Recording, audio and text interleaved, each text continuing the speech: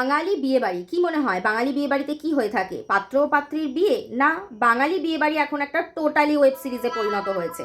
প্রথমত বাঙালি বিয়েবাড়িতে pre wedding post wedding shoot করতে করতেই নাজেহাল। ওদিকে ক্যামেরাম্যানের সাথে মেকআপ আর্টিস্টের ঝামেলা, মেকআপ আর্টিস্ট মেকআপ শেষ হয় না আর ক্যামেরাম্যানের ফটো তোলা শেষ হয় না। এদিকে যে মেন গেটটা থাকে এন্ট্রি গেট, সেই এন্ট্রি গেটে এত ফুল ফল লতা পাতা দেখতে পাওয়া যায় যেন মনে হয় গোটা অ্যামাজন জঙ্গল ওখানে দাঁড়িয়ে আছে, এক্ষুনি একটা অজগর সাপ কিংবা ভাল্লুক একেবারে টপাং করে বেরিয়ে পড়বে।